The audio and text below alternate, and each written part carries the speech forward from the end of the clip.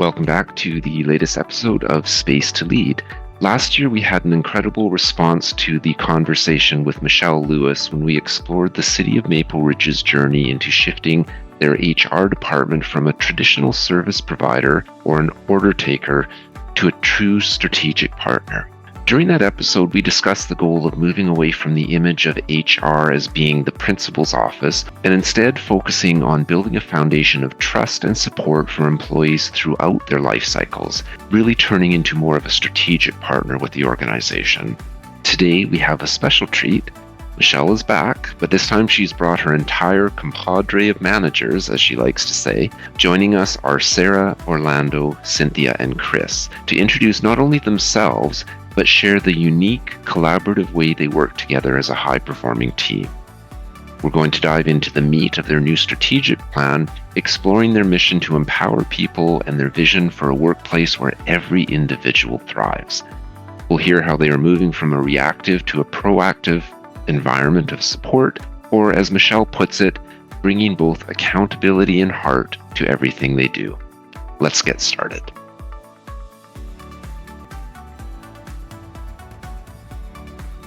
Welcome to Space to Lead, the podcast where leaders and teams come together to learn, grow, and thrive. Each episode brings fresh insights and real conversations with leaders and industry experts who are shaping the future of leadership. We explore strategies to build dynamic, engaging cultures, whether you're leading from the front or making an impact within your team. So take a deep breath, make some space, and let's lead together.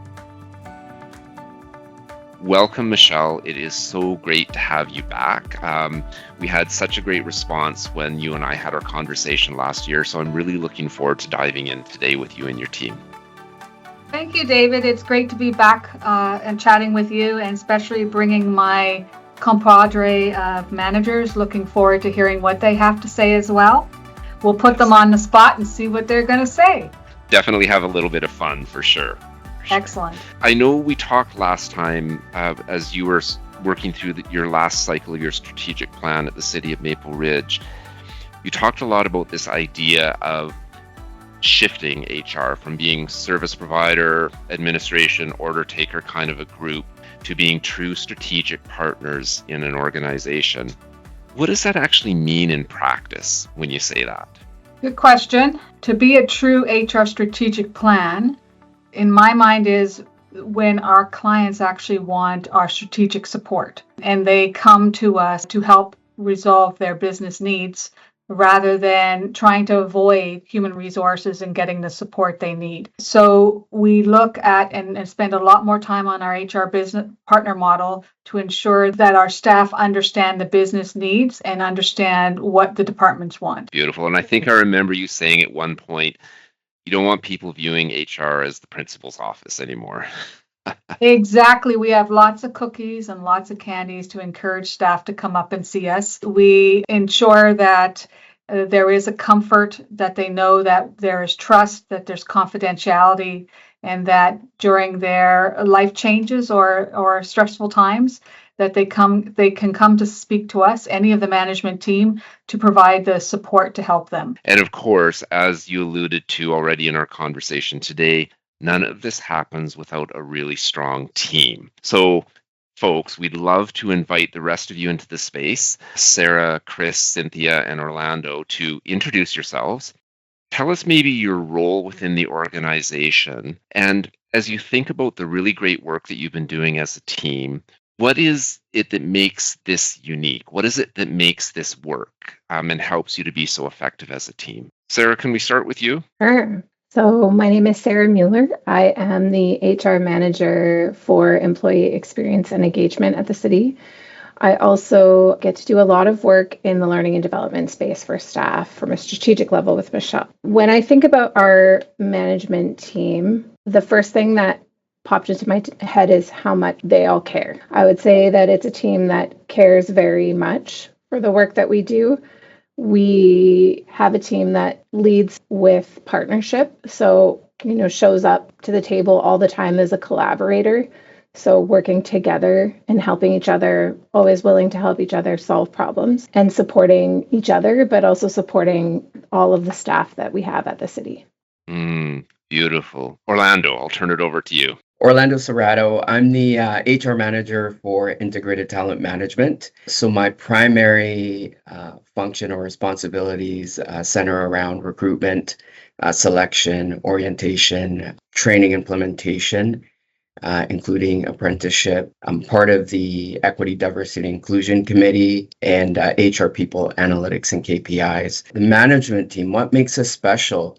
I've been here a year, so I'm the newest member. What's really impressed me and what gets me most excited about this team is, in part, what Michelle has mentioned and Sarah as well, is the very collaborative and, dare I say, matrix nature of our work, in that we all just fit together in terms of each part of our jobs kind of intermix with one another. And so there is that high collaboration aspect to it. And so with that comes a lot of trust that we have to put in each other, trust that we're going to be there for each other. Any one of us, we just like checking up on each other. So it's even beyond the work and the function. I think we really understand the human aspect of everything that we do. And I've been really encouraged by just the way that we show up for each other in the good times, the fun times, but when it does get very serious and busy and sometimes difficult conversations, we're all there for each other. Love that. Thank you, Orlando. Cynthia. Hi. So Cynthia Allred, Human Resources Manager for Total Rewards and Wellbeing Portfolio, covering off the non-occupational abilities management piece, as well as, pension and benefits and compensation pieces. I think for me, part of it is that we're all a team. We have partners that we go back and forth with to cover each other's portfolios. But even if it wasn't, so Chris and I partner off with our different portfolios, but even if Chris wasn't here, I wouldn't worry or hesitate that Orlando or Sarah wouldn't step in and be able to continue supporting our staff. In my portfolio, sometimes and often I'll have folks coming in at different stressful pieces of their life. And so I don't feel like it's something that they can just wait on. And, Cynthia will be back next week. Wait for that. Where I know any number of our management team would step in and help the employee and make sure that they're getting that support or resources they needed in immediate time so that they can continue on with their health journey and make sure that they're okay. I'm noticing this really lovely theme of consistency that you've created on the team, and that translates to consistency and a high level of service to your stakeholders and your clients across the organization because of what you built here. Beautiful. Chris. I think the word team definitely captures it. I think, Michelle, in interviews, you've heard me refer to us almost as a family. We work really well. We care for each other. We fight together. We disagree. But at the end of the day, as Cynthia said, we truly have each other's back. Probably the thing that resonates with me the most is the sense of collaboration. And we don't make decisions in isolation. So if there's a big decision to make, Michelle will typically bring us in and make sure everyone has a little bit of input or a say at the table. Ultimately, she'll make the decisions. Sometimes, actually most of the time we'll agree with her. Sometimes we don't, but that's what she gets paid to do. So no offense, Michelle, she's kind of like the mom of the group. Love that. No offense taken. And what part of the business do you support, Chris? So I'm the manager, employee and labor relations, and also I look after occupational health and safety. So Beautiful. I get safety, a lot of satisfaction in, especially from the strategic point, moving towards we're getting the resources, and I can see us starting to make those steps now to improving our safety management systems. And on the flip side of that, it's I think we sometimes get referred to getting the underbelly of HR, dealing with a lot of the problem issues. But having said that, there's snippets in there where we're dealing with people, we're actually making their lives better. Even if we have to separate someone from the city, quite often we're doing them a disservice if we have them remain with us. And Michelle has a standard marching order. Whatever we do it with respect and compassion. And I think that's what really makes this team different, because everyone at this table, it resonates with all of us. Michelle, is there anything you would like to add as you think of this team and the work that you collectively do for the city? I would say that with this team, it is a high performing team. They've allowed me, to be my authentic self. If I don't mean to, but sometimes I may micromanage or ask the same question, where are we at? Where are we at? They're really good at, yes, Michelle, here we are. And so in essence, accept each other for good points and our not so good points. And so you can actually just be you in the workplace. We've also, for the team, we've all bought into the concept of having an HR strategic plan, having a work plan, having individual SMART objectives to ensure that we are able to do a wide scope of activities supporting over 1,000 employees that I would dare say is at the level of, private industry from an HR perspective, putting people first. We as a group have been able to follow that path or that journey. We've generally been on this journey for at least 5 years, and we plan over the next 5 years. We've just brought out robust HR management planning or programming. And now we're moving into the concept of institutionalizing it so that it's no longer tied to the managers or to me, this programming, but that it is part of the fabric of the organization. And so that's our plan over the next 5 years. Beautiful. And that's such a great segue into what we're hoping to talk about today, which is to get into a bit of the meat of that plan. So in a moment, I'd love to invite each of you to share what is it that most excites you about this plan. And just while you're thinking about that, I thought what I would do is I would share the new mission and vision that you and your teams came up to that is helping to drive or lead this plan. So the mission that you came up with: we empower the people of our organization to realize their purpose and potential by cultivating a respectful and authentic workplace where excellence and well-being drive our collective success, one person at a time. I love that little add-on, one person at a time, because that's really how a culture changes, is one person at a time. And the vision: a workplace that responds to the needs of our people with trust and innovation, where every individual belongs, thrives, and is inspired to make a difference every day. Such beautiful words that were guiding this new strategic plan that you've been developing. What is it that most excites you about this next cycle or this next plan? Cynthia, can we start with you? Sure. Your turn's next, Orlando. I saw There you you clapping. go. I think from a total rewards and well-being standpoint, I think the plan puts the employee almost in the driver's seat. I think it encompasses every piece of their life cycle with the city. There's a piece, we're trying to modernize our infrastructure so that the employee experience is easier and manager and leadership's experience is easier. So part of the total rewards piece is the organizational design and development. So having tools to be able to assist the managers and leadership of the organization to make better decisions that are more data driven will help align things for our employees to make their experience easier and better with the organization. I think the other part that I would say is that I think the focus on the employees' well-being and abilities management and making those core supports and being able to focus on employees' well-being and resiliency and keeping them in their roles is important and really meaningful work. Yeah, meaningful work. That seems to be a common theme across most organizations' engagement surveys, is how do we connect this to something that's meaningful for folks? Yeah. Orlando, how about for you? What excites you about the plan?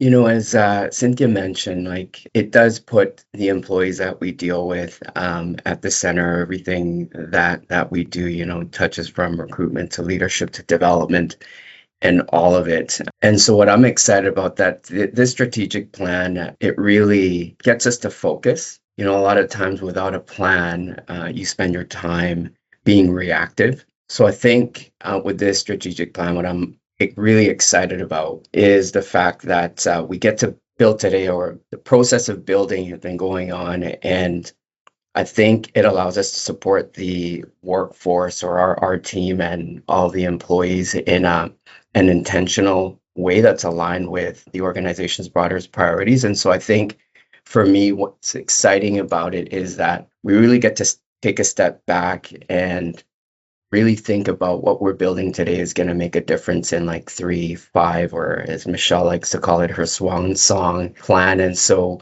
we really get to see it play out, and we have a very intentional impact on it. And for me, that's exciting. And I was talking to Michelle actually earlier in um, my annual review, and it's one of the things that I'm really excited about is not just coming in to do a job, but what impact can I have? And I think with the strategic plan, it allows us to be intentional, allows me to do that, like have a clearer focus on how I can have that impact. It really alludes to, speaks to some of what Michelle was alluding to earlier when she talked about the previous plan. And there was some heavy lifting work that happened. And this cycle is really about institutionalizing that. So that connects well with that comment from Michelle. Chris, how about for yourself? Well, for me, I would look at it mostly, the most exciting part for me is from the health and safety perspective.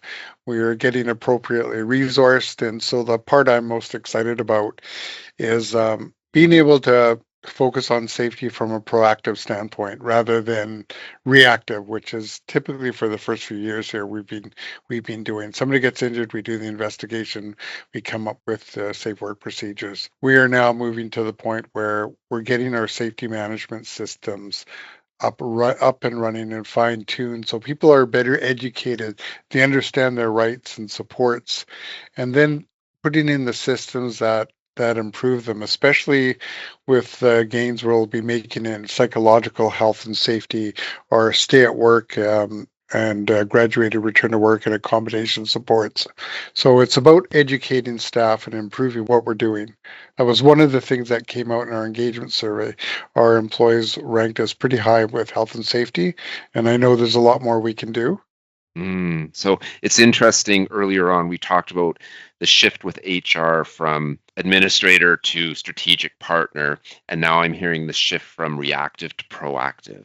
Very exciting stuff. We're very fortunate to be involved in just about everything that goes on. And as I said, we don't work in isolation, we work as a team. So everything we do, even though we have separate portfolios, they're very much interconnected. Sarah. Yeah. So for me, when I think about what excites me, there has been so much great work that has already been done in the employee experience and engagement space over the past 5 years.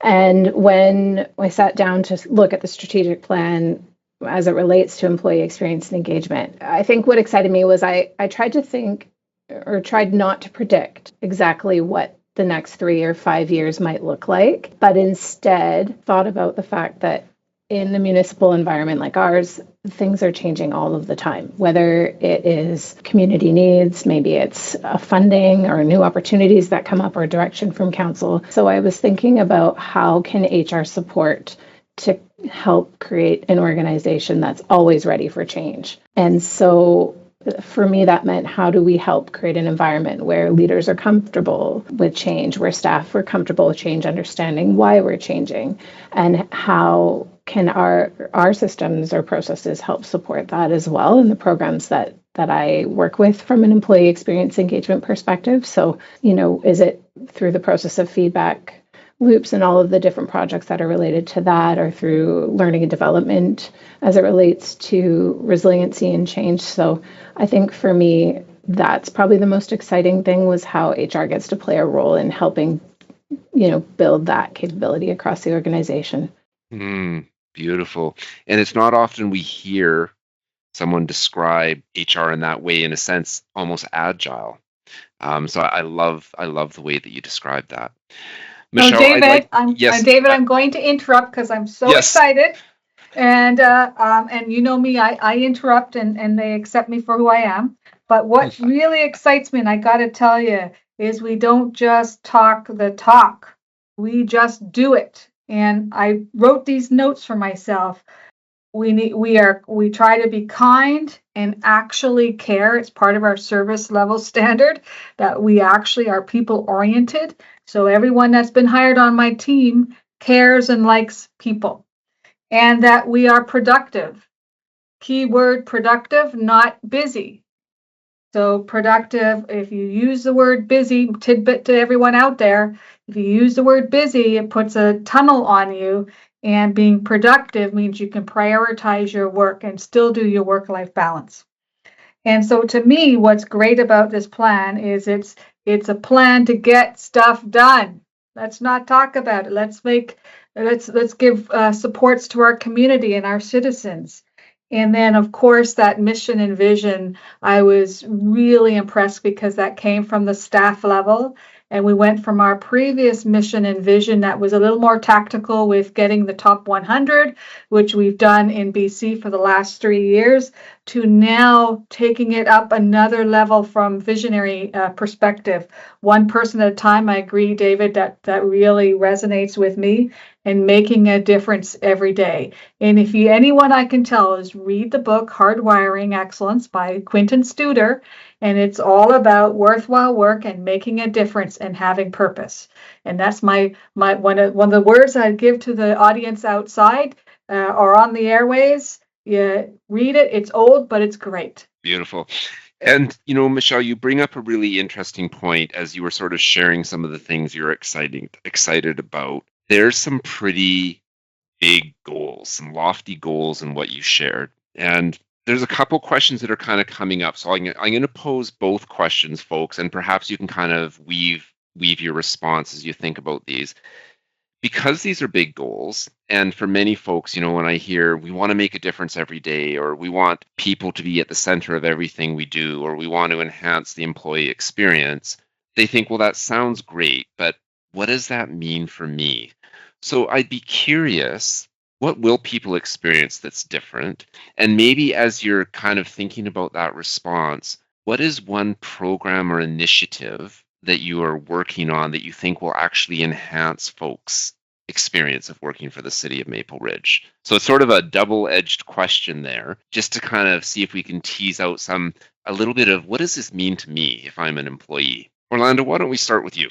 I alluded to it a little bit in our team meeting when you were here in person, in terms of HR just being that team over there on the third floor in the corner, and really thinking of us as a part of their team. So being really embedded as part of whatever business unit we're talking about. And you're right. I think some of the feedback around, wow, those are some really big goals. And what does that look like for me? What I'm hoping is that the City of Maple Ridge employees really notice that their day-to-day experience just becomes simpler, clearer, and more supportive, because we do have a strategic plan that's very comprehensive. So what that means is that we're really focused on what we actually want to achieve. And so what I hope they notice is that it becomes simpler, clearer, become more supportive, and they feel more supported because we are so focused on what we're trying to accomplish. And to that end, like for me, I mentioned recruitment and HR, people analytics and KPIs are a couple of the things that I'm working on. So we're in the process of launching LinkedIn Learning, for example. And so feedback has been exceptionally well received. They're excited that there is pathways being formed for the different departments possibly, and really creating those opportunities to develop employees, regardless of which department they're in. From a data analytics perspective, really creating more comprehensive, better details around what we're tracking, what we're really focusing on to make the hiring process move faster, but also really understand where some of those gaps are, or some of those opportunities that can really help leadership make informed decisions around what would help the organization move faster, move better. And to Sarah's point, when we have data to support decisions, you can be agile, right? And you can be confident that the decisions that you're making, they're founded in data that is supported. So those are a couple of the things that I'm working on. So leadership development capabilities through the LinkedIn pathways, learning opportunities, and enhancing our data analytics and KPIs to help leadership make better, more informed decisions, to be prepared to make, whether it's difficult decisions or just more informed decisions to help the city move in the direction that we need to go to. But also, it helps employees to know that, we're not just making decisions on a whim, that it is founded on good information, reliable information. So those are a couple of things that I'm really excited about. Nice. And I have to imagine a good ripple effect of enhanced data systems is that it frees up human resources to have more face time with their clients as well. Yeah, I think that's kind of a part of it is the information just isn't kind of out of the sky, right? It is also connecting with our internal clients and understanding what's important to them and really being collaborative with them too, not just within HR. So I mentioned is really being partners within those different businesses. So I think it also comes from the business for us to provide information back to the business. Chris, how about for you? For me, I'm going to go back to health and safety because I think that has the greatest impact on our employees. So where we're really focused on is standardizing our risk assessment or our safe work practices. So and communicating that out when a new one's developed, so employees actually see that. We're also developing pre-job templates. So before they start work, safety is first and foremost. And then on the fun side, this goes back to Michelle, the Good Catch program. We'll be rolling out our Good Catch programs shortly. And so what we found was people were only reporting injuries. They weren't reporting any close calls. So we've developed a Good Catch program whereby we encourage people to report close calls or what we call near miss incidents. And we've already, without the program formally in place as far as rewarding employees, we're already seeing increases year over year in that. So to take that to the next level, we are going to be implementing when someone puts in a good catch, we reward them, say, for example, with the coffee cart. And then we will have the chairs of our safety committee select the best one on a quarterly basis. And that department, for instance, we bring in a pizza lunch or something for them. Nice. And so so that safety and those close calls are first and foremost in their mind. Beautiful. And I love that because there's this sense of people paying more attention to their environment as a result and a nice knock-on or ripple effect from a safety perspective. Yeah. I feel we've got some momentum with the engagement survey, how they focus on that. So we need to capitalize on that and keep it moving. Mm-hmm. And it's actually a nice piece there, Chris, that you kind of connect to is the engagement survey, because often in organizations, people's experiences, they go to the trouble of completing this, and then it's something that sits on a shelf or it's a manager's report. So I love how in a couple comments already that folks have shared today, you're showing how we want to hear from employees, we take what you say seriously, and here's some things we're now implementing based on what we heard. Thank you for that. Sarah, how about for you? Yeah, so that actually segues right into what I was going to talk about. So in terms of how employees will experience things differently, I think the difference is that I felt that we've been very intentional about focusing on practical ways that we can, or practical things we can do that can actually impact employees' experience when they're at work. One of the things that we've incorporated into our process as we've gone through this and building this strategic plan, and I'm sorry if I'm stealing words from you, Michelle, that you might talk about this, but we've incorporated conversations that we're having with staff. We're actively gathering feedback from them so that we are not just building a plan that's based on what we think should happen, but we're also using their feedback to help make sure that it's something that resonates with everybody at the city. And so I think in terms of how they experience that, I'm hoping that it's not going to be, they're not literally going to say, oh, this is the HR strategic plan at work, but it's going to be something they feel instead in terms of things maybe making more sense, or that there's changes that are explained better, or they feel more supported in doing their job.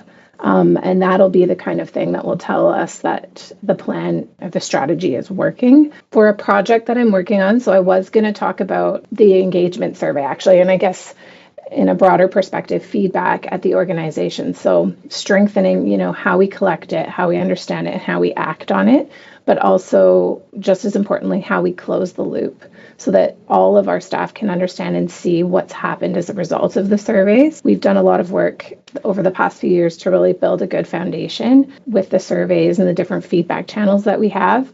But the next step is to really make sure that it feels more continuous, timely, and I think transparent. We're definitely going to be doing some work at that level to increase the transparency. So the difference for staff should just be that, maybe communication is clearer about what we've heard and what we're doing about it and what's changing, and both at the city level and at the department level. So, when they give us their feedback, it does feel less like sending it into a void somewhere and more like an ongoing conversation that we're having with them where they can see a visible follow through. And so hopefully we'll see faster feedback loops and, meaning that when they tell us, what's working and not, and then we see visible action sooner. What really stood out for me in what you just shared, Sarah, was this concept of conversations and feedback loops. And why I think that's so important and so special in what you're doing is that with an engagement survey, by the time we get the report, it's already historical data. Things are constantly shifting and evolving. So how do we build these feedback loops and these conversations into the process? So building on what you said earlier, as HR, you're able to be agile and adapt and meet people where they're at. Thank you for that. Cynthia, how about for you? I think for me, there's two big pieces of the plan. The first would be the ERP One City Foundation program project. So I started with the city 19 years ago, and I still remember doing my 30-day touch-in with my manager and how's it going and how can we support you. And one of the comments we were talking about is that we can't get data because we don't have the proper systems to be able to support employees and managers and those things. And so, fast forward 19 years later, I am super excited that it's actually coming to fruition now, and the RFP is almost closed, and we can move on to be able to finally implement some systems so that we can capture the data and so that all the different areas of the organization can get the data that they want and make decisions on those. Employees, it will be a fantastic day when they no longer are filling out a paper timesheet on a daily basis for every hour they're doing. I think it brings me joy for sure. So that's really exciting to be a part of. And I think every person at the city will benefit from that in one way or another in many different aspects of their day-to-day lives here. So that's super exciting. And then the other part that was really exciting for me that I think folks will really see is on the wellness side. So creating action and framework for a wellness program. And I think the reason that resonates for me is because it's building on systems that are in place already. Our friends in the fire service have done an excellent job bringing together a wellness committee from grassroots and reintroducing things. So I would love to see from a more corporate and strategic lens of just bringing that and incorporating that for all employees. There were some presentations that were done by staff last year through our BCIT leadership program that were fantastic. Again, grassroots employee ideas that would be fantastic to be able to bring into the organization and really bring it from the employee lens. I think it just shows how much their messaging and how much their input matters, and it affects all the employees going forward. And that beautifully connects to this idea that this isn't an HR plan, it's the people's plan. And I love with those examples that you shared how you talk about what you're learning from fire and what you learn from folks through the BCIT leadership program. Beautiful. Michelle, I suspect you might have a comment or two you'd like to share with the group. Me? So it really resonated when you said big goals, because when I first arrived 6.5 years ago, Councillor Gordy Robson said to me, wow, you have a lot of lofty goals and big goals. And when you think that we've now completed 5 years and we're now at a team of 15 staff and we're moving into our next 5 years, I like to think that we have a dream and we followed Martin Luther King.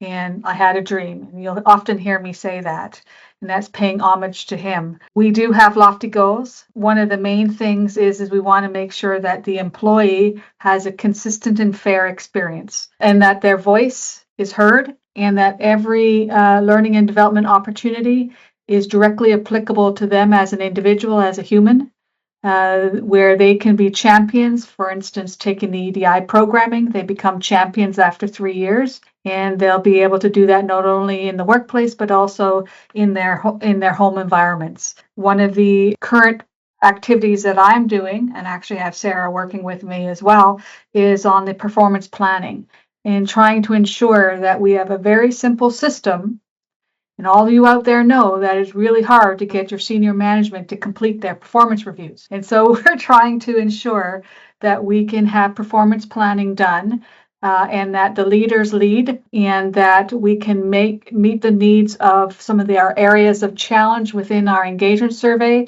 which is providing constructive feedback in a timely manner. So see that as having, again, over the next 4 or 5 years, really ensuring that these are institutionalized. It's great that we have a program, but if I retire or we all leave and win the multi-million-dollar lotto, what's going to continue? And so we want to enshrine these so that the expectations are these programs continue after we go. So from a big goal perspective, nothing is too difficult for us. We just got to plan it, prioritize, and make sure we're laser focused on our strategic plan. And so that when we always go back to what's our purpose, what's our mission, what's our values, why are we doing this? Is it going to add value? And then we prioritize against that. And it leads me, Michelle, to one final question I would like to ask you. Folks, before I ask the question, though, I'd invite you to think about, as we bring the conversation to a close, if you each had to distill this plan down to one sentence, what would that sentence be? So I'll give you a minute to think about that. And while they're thinking about it, Michelle, this is a big question. When we think about human resources strategic plans, these lofty goals that you talked about, when you said I have a dream, like that's a big statement that people really understand the implications of that statement. It's challenging to meet everyone's needs. And you all work in a municipality, which is, I think, even more challenging because there's such a diverse group of folks working in the organization. You have office workers, you have recreations and aquatics leaders, you have police services, fire services, you have engineers, water work, very different roles. And it is challenging to meet everyone's needs. So how would you respond to an employee if they were to read your plan and say, this sounds amazing, but it's not my experience? Good question, and I've actually heard that not too far long ago. So I would say to the employee, well, let's go have a cup of coffee. I'd like to understand your experience a bit more. And I'd like to ensure that we're in a safe space, that you feel that you can talk to me. And if you'd rather talk to someone else, I'd be more than happy. We want to understand your experience, because every touch point that we have, we want to further tighten up our processes. So as we go further along our journey of the one city, these opportunities where you're able to provide feedback and consultation on our program allows us to ensure that we are consistent across the organization, and that we ensure that leadership at the senior level is providing the expectations that each divisional area is expected to do their people planning. And so with our new systems like the Human Resources Information System, we'll be able to tell, is everyone having a one-on-one touch point? Is everyone having a performance review? Is everyone getting their learning and development opportunities? The biggest thing within this organization, it is agile and it is iterative. So there's lots of collaboration and lots of consultation. And so as we move down our journey, not only from the people plan, but the one city, we're looking at trying to cut out the red tape. We're looking at trying to follow or de-silo. And we often think from the customer or the citizen perspective, but we're also taking it from a lens of looking at our employee. We are also looking at ensuring that we have staff. So if your experience isn't there, I'd recommend that you join one of our committees to help ensure that it is better for the new employees, the new ones coming in and the ones that we currently have. And that what we can do as a department is say, we will listen and we will act. And I love that call to action that you shared. Get involved. Folks, this has been such a lovely conversation. It's so great to have you bring some of the great work you're doing to life. Just in closing, would love to go around the room, the virtual room. If you had to distill this plan down to one sentence or one statement, what would that be? I'll jump in. I would say the plan provide overarching direction that's going to help improve the workplace culture, safety, and our service delivery to our residents. I think the plan offers a supportive experience for employees and people managers, full well-being, and so supporting both sides of it. This plan is really about how HR can contribute to building a workplace that supports all of our people, their resiliency, and delivers on real follow-through on feedback.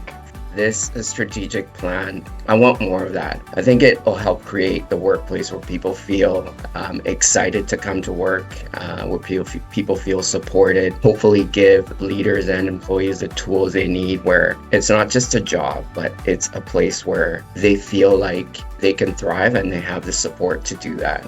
How about for you, Michelle? So I actually did 2 words. I said it provides accountability and heart to me. Accountability and heart. Yeah. It's clear to me, having, been around supporting the work that you do over the past 5 years, it's clear to me that as a team, you do hold yourselves accountable. You really challenge yourselves to not just say the words, but deliver on the words.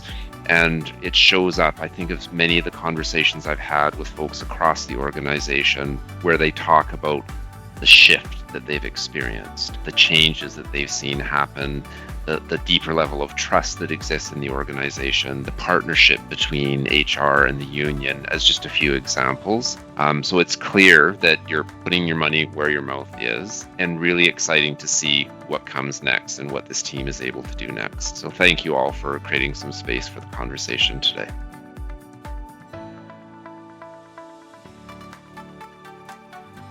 Thank you, Michelle and team, for joining us today. As we close this conversation, it's worth remembering that HR has the power to shape far more than policies, processes, or programs. At its best, HR helps shape the very experience of work, creating the conditions for people to feel supported, challenged, valued, and able to thrive. That kind of impact doesn't happen by accident. It takes strategy, courage, care, and a team willing to push one another, to stand beside one another and keep moving towards something better. When HR shows up in that way, it does more than support an organization. It helps transform it. Thank you for joining us on this episode of Space to Lead. Be sure to tune in and subscribe so you don't miss an episode.